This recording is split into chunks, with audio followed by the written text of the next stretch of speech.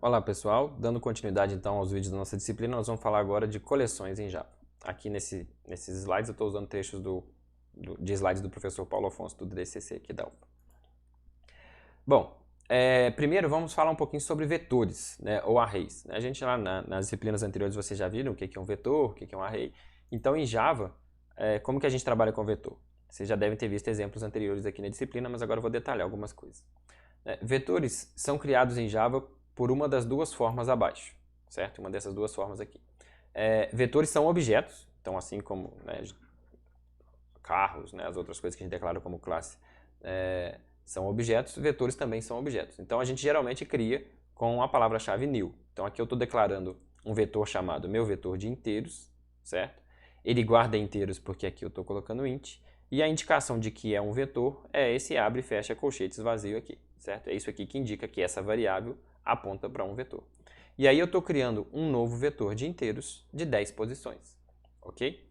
Nesse segundo caso aqui, eu estou criando um vetor chamado notas, a indicação de que um vetor aqui pelos colchetes, para guardar um double. E aí eu estou fazendo ele receber aqui já os valores iniciais. Então isso aqui é um atalho para poder criar um vetor já com valores iniciais, e internamente o new está sendo chamado aqui. Então eu estou criando um objeto vetor, e dentro dele eu estou colocando já os valores daquele vetor, ok? Repara que aqui na hora que eu crio o objeto é que eu digo o tamanho do vetor. Aqui tem 10 posições, aqui tem 3, ok? Lembre-se que os elementos de um vetor são inicializados da mesma forma que as variáveis comuns. Então, aqui nesse primeiro exemplo, eu estou criando um vetor de inteiros com 10 posições. Eu não estou dizendo quais são os valores iniciais, mas em Java todo inteiro é criado com valor inicial 0. Então esse vetor vai ter 10 posições, todas elas com valores 0. Se fosse booleano era falso, e se fosse um vetor de objetos, cada posição teria o valor null para indicar que não aponta para objeto nenhum. Bom, então alguns métodos, exemplos práticos de uso de vetores. Se eu quiser passar um vetor como parâmetro para uma função, ele funciona como se fosse por referência, certo? Então suponha que eu quero fazer um método para preencher um vetor. Eu declaro aqui um método preencher vetor, ele recebe como parâmetro um vetor de inteiros, ok? Então lá dentro eu utilizo essa variável, esse parâmetro vet aqui normalmente, e quando eu sair do método o vetor está preenchido, tá? Por que isso funciona? Porque a gente já viu que objetos são passados em Java por referência, ou seja, o que na verdade é passado por parâmetro é o endereço para o objeto. Então, como aqui eu estou passando o endereço, eu estou recebendo o endereço do vetor, tudo que eu fizer aqui para o vetor vai ser, na verdade eu estou fazendo no vetor para o qual foi chamado esse método, ok? Se eu quiser fazer um método para retornar um vetor, aí eu declaro que o tipo de retorno do método é um vetor. Então aqui eu estou criando um método chamado criar vetor, que não recebe nenhum parâmetro, e ele retorna um vetor de inteiros. Aqui dentro eu estou declarando um vetor de inteiros de 10 posições e estou retornando esse vetor. Então dessa forma aqui eu consigo fazer um método que retorne um vetor em Java. Ok?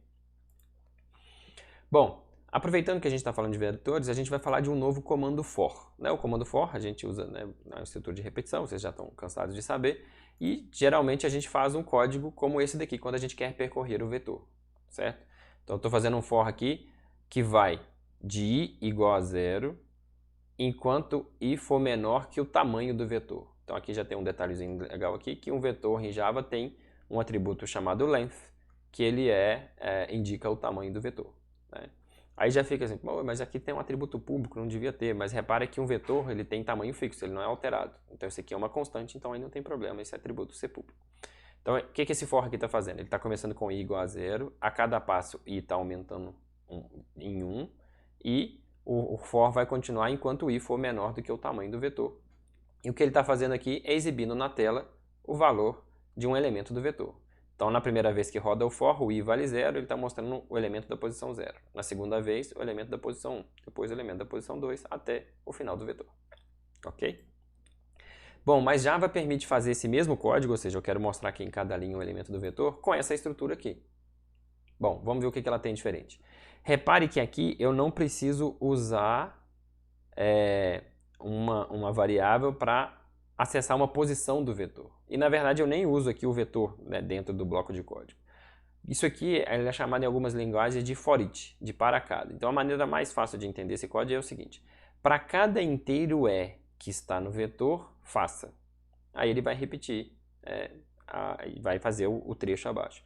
Então a cada passo desse for, a variável inteira E está recebendo um elemento do vetor. Então a linguagem já está cuidando para você desse processo de acessar cada elemento.